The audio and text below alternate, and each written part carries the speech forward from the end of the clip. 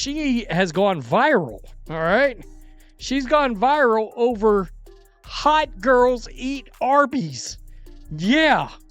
She was wearing this outfit, this arrangement into the Chicago Sky game. Of course, the Indiana Fever, I would like to say, beat the brakes off the Sky, but really it felt like they underachieved a good bit. Sophie Cunningham's t-shirt became a marketing phenomenon. Sophie Cunningham currently plays for the Indiana Fever and has now become one of the most recognizable WNBA players. And for Barbie night, she pulled up wearing a shirt that said "Hot Girls Eat Arby's," and the internet lost it. But here's the real backstory. A few months earlier, Sophie posted a video rating Arby's. And that video is just her being authentic in herself. And that puppy went viral. I think I'm gonna go ahead and give Arby's a solid 9 out of 10. Then following this, the phrase "hot girls eat Arby's" started flying around. And it turns out that Arby's has been saying this since 2023. A simple Arby's t-shirt just exposed the WNBA's biggest lie. While the league poured millions into marketing its pre-approved stars, Sophie Cunningham arrived at a game wearing a shirt that read "Hot Girls Eat Arby's," and in doing so, accidentally ignited a fan rebellion. Within days, her jersey sold out, her social media following exploded, and she became a bigger story than the game itself. This wasn't just a viral fluke, it was a powerful statement from an audience sick of manufactured drama. This is the story of how one player's unfiltered authenticity hijacked the entire system, leaving the league's carefully crafted stars in the dust. We know somebody that has gotten ridiculously popular this year with the Indiana Fever. I made a prediction that she was going to be the second most popular player on this team by the end of the year. And then, of course, there was the big incident during the Connecticut Sun game. And by the end of that game, she was known as Caitlin Clark's enforcer, right? The one that's got her back. At times, it feels like the only one that's got her back, if I'm being quite honest. Let's get it! Burn! Lack of awareness combined with a lack of ability to jump. Not great! Burn! Me bow, me bow. Me bow, me bow, me bow, me bow, me bow. Yeah! Again! Do it for me. Me bound! Burn! This story begins not on the court, but in the tunnel. As the Indiana Fever players arrived for their game, the cameras caught Sophie Cunningham. She wasn't wearing high fashion or a custom designer piece meant to dominate social media feeds.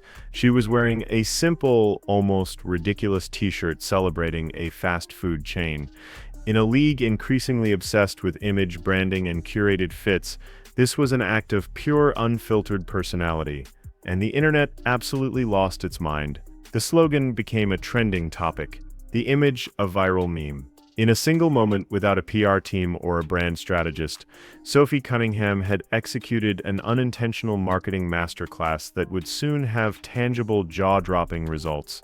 And somewhere in the background, players like Angel Reese, who have built their entire public persona on being the center of attention, were suddenly and completely overshadowed by roast beef and curly fries. The system had glitched, and a new fan favorite was being crowned in real time. Let's talk about Arby's. She is now on the Arby's payroll. Decided that it was a match made in roast beef heaven. Hot girls eat Arby's. No knock on Arby's, Sophie, but if you give Arby's 9 out of 10, I'll take you to Racks. I'll buy you some Racks, and I think you will find that hot girls probably eat Racks. Arby's has a new spokeswoman, and it just so happens to be Sophie Cunningham. Yeah, that's right. Sophie Cunningham, who took to her social media to discuss how much she enjoyed a trip that she made to Arby's. But to understand why this moment hit so hard, you have to rewind. This wasn't a random, calculated stunt. It was the payoff to a moment that happened months earlier, far from the glare of arena lights. Sophie had posted a simple, unpolished video to her social media, giving a candid review of an Arby's meal. There was no glam squad, no professional lighting, no carefully worded script. It was just her in her car being genuinely enthusiastic about a sandwich. That authenticity, so rare in the polished world of professional sports, is what made the original video go viral. It was relatable. It was real. It wasn't content created for engagement. It was a personality on full display. So when she wore the shirt, fans weren't just seeing a funny slogan. They were seeing the continuation of a story they were already a part of. She wasn't chasing a brand deal, she was just being herself, and that laid the groundwork for everything that came next. Sophie Cunningham has broken the internet in multiple ways over the last day. All right, the other day, before the Chicago Sky game, this Barbie, and let's be real, let's be honest. If you were going to cast somebody as Barbie, there's a good chance you'd take a long, hard look at Sophie Cunningham. 700,000 followers overnight.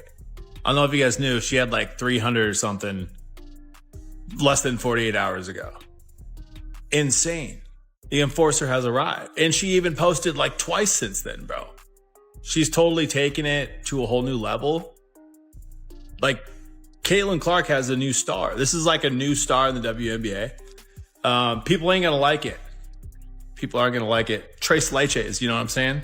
Caitlin Clark, Sophie Cunningham, and Lexi Hull, which, by the way, kind of was obsessed with her before she even came along. A funny food review can make you memorable, but it doesn't earn you unwavering loyalty. That came later. Under the intense pressure of a heated game, the WNBA was already a powder keg, with rookie phenom Caitlin Clark facing intense physical hostility from opponents who seemed determined to test her limits. During a particularly chippy game, Clark took a hard foul that sent a jolt through the arena. While others hesitated, Sophie Cunningham didn't. In a flash of raw intensity, she delivered a retaliatory foul that was both a strategic play and a powerful statement. "You will not mess with our star." The moment went nuclear. Overnight, she was no longer just the Arby's girl. She became Caitlin Clark's enforcer. She had forged a new identity built on toughness, grit, and loyalty, and in doing so captured the hearts of the millions of new fans Clark had brought to the league. She now had two pillars to her fame, one funny, one fierce. Both were completely unscripted. So Caitlin Clark's teammate Sophie Cunningham's jersey has officially sold out on the Fever website. And this comes the same week as the chippy foul that led to some ejections at the end of the game. It was a bit of a revenge foul taken up for Caitlin Clark after a hard foul on the other end. And then immediately a petition online from the Caitlin Clark haters to have Sophie Cunningham removed from the WNBA. They're trying to get folks to sign it. They said what she displayed tonight was disgusting. Yeah, it was a hard foul, but now it has the Caitlin Clark fans rallying around her, buying up her jerseys to the point they've officially sold out. Fortunately for this petition, I think they just turned Sophie Cunningham into a new WNBA A-list superstar. While Sophie was building a reputation on unscripted moments of personality and grit, a very different game was being played elsewhere in the league. For a while, the WNBA had become a stage for what felt like reality TV theatrics. Players were chasing clout through manufactured beefs, exchanging subtle digs on social media, and building brands that seemed more focused on drama than dominance.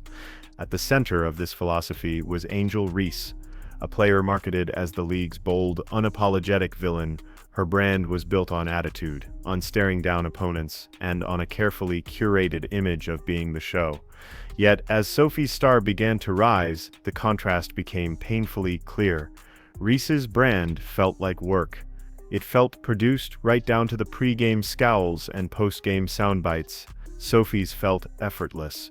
It was the ultimate clash of cultures, the organic, fan-driven star versus the league-endorsed, algorithm-chasing influencer, and the audience was about to deliver a decisive verdict. And one thing I like about Sophie is that she's tough. So when Caitlin Clark last week, or not last week, a couple days ago, when Caitlin Clark got destroyed, her girl Sophie came to her defense, and this was the most beast mode thing that I've seen a woman do in WNBA history. Now, Sophie, who's my one of my favorites now, she's become one of my favorite WNBA players. I'm gonna watch her too, like I watch Caitlin. Look at what she did, and people may not say that this was in response or whatever the case may be, but I feel like Sophie is like, you want to play? The public response wasn't just in retweets and likes, It was in cold, hard numbers that sent a shockwave through the league. Sophie Cunningham's jersey, which was previously a niche item for diehard fans, sold out completely on the official team store.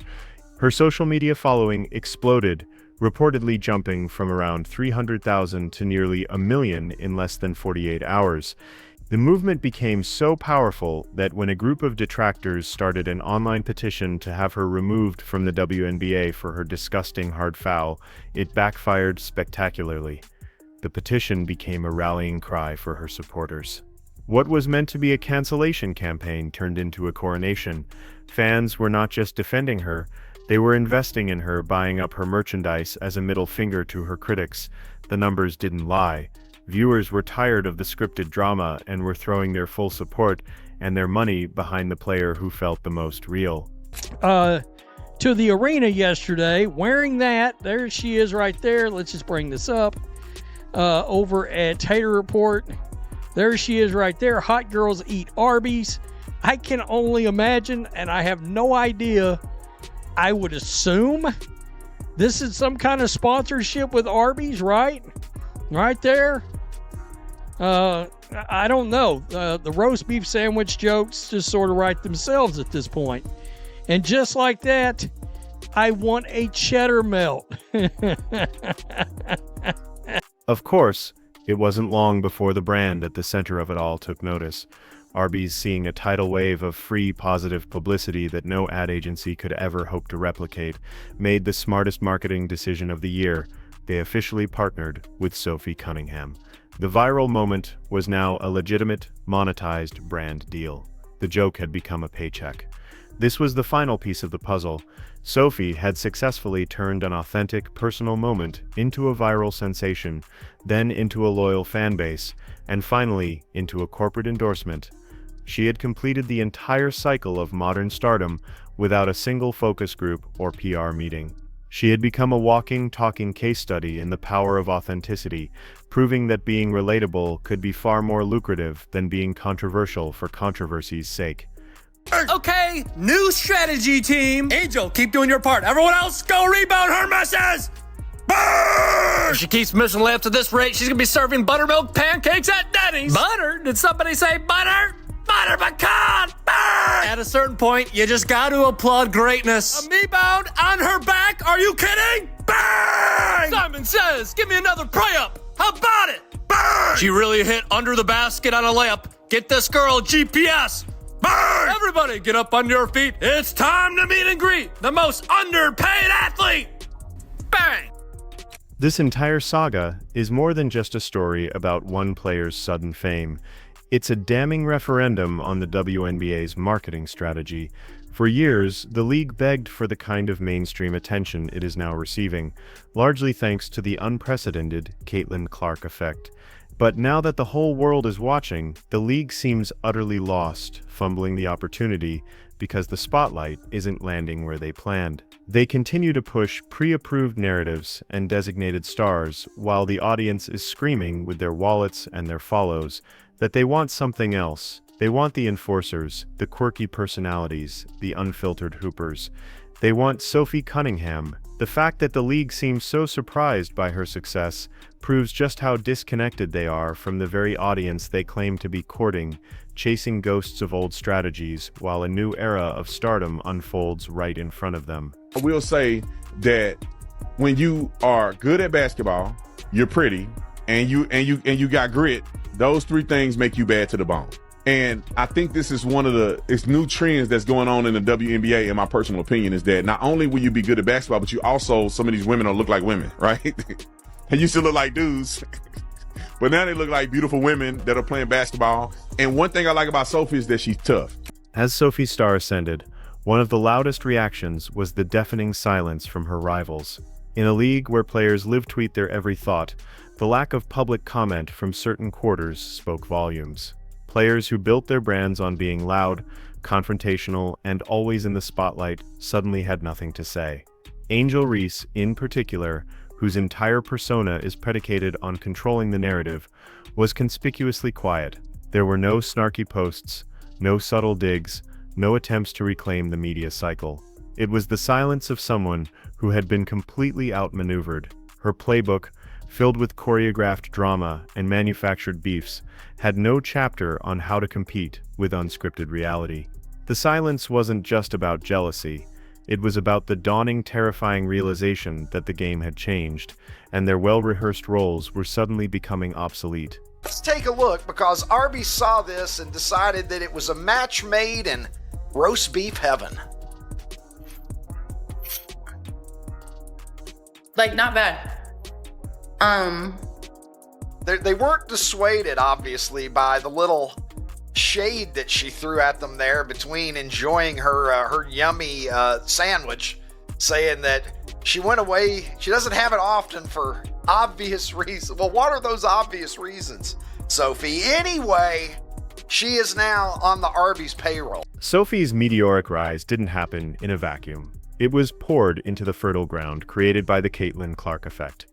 Clark didn't just bring viewers, she brought a tidal wave of new fans who were a blank slate. They weren't indoctrinated into the league's old storylines or familiar with its established hierarchy. They came in with fresh eyes, looking for heroes and villains to latch onto in real time. And the story they saw was simple and powerful, a transcendent star being physically targeted, and a loyal teammate who refused to let it happen. For this new audience, the complex, performative drama pushed by other players was confusing noise, but Sophie's actions were clear as day. She became an instant fan favorite, not just for who she was, but because she provided a clear, compelling narrative that this massive new audience could immediately understand and support. As you can see right here, that's Sophie Cunningham. She is the teammate of the year, or at least the Caitlin Clark she is. After Caitlin Clark was pushed to the ground and poked in the eye in the first half of a game against the Phoenix Mercury, she actually late in the game assaulted one of the Phoenix Mercury players in retaliation. And fans loved it. They ate it up, because look at this. If you look closely, her following on TikTok went from over 300,000, which was great, to almost well over 800,000, probably at 1 million now. This is no longer a story about a t-shirt. It's about the dismantling of an old system and the creation of a new blueprint for stardom. For years, the path to fame was thought to be paved with media-driven hype, carefully managed images, and league-endorsed rivalries. Sophie Cunningham, whether intentionally or not, just proved that entire model is a relic. The new playbook is dangerously simple. First, have undeniable substance on the court. Second, be unapologetically authentic off of it. And third, completely bypass the traditional gatekeepers and build a direct line to the fans. This new formula is a nightmare for players who relied on PR teams to build their personality and on media narratives to stay relevant. Sophie's rise is proof that the most powerful brand in sports today is not a logo or a catchphrase, but a genuine human connection. She didn't just win over fans, she exposed a system on the verge of collapse and handed a roadmap to anyone smart enough to follow it. Sophie Cunningham's jersey is going to sell out tonight. The people have been waiting for this. If the refs are not going to do their job, the players are going to have to be the enforcers themselves. This game was chippy from the beginning, and the refs did not do their job. So, was this all just a fluke, a lucky break for a player who happened to wear the right shirt at the right time? To believe that would be to miss the point entirely. Sophie Cunningham's rise wasn't an accident.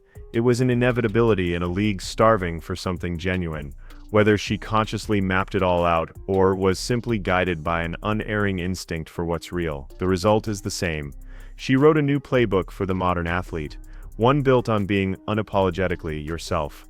While others were busy performing for the cameras, she was busy connecting with the people watching at home. And as her merchandise continues to sell out and her fan base continues to grow, she stands as living proof that in the age of endless noise and manufactured hype, the most shocking, disruptive, and powerful thing you can be is real. And no amount of PR spin from her silent, salty competitors can ever change that.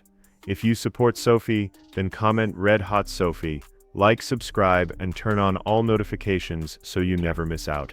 Click the video on the screen, and we will see you in the next one.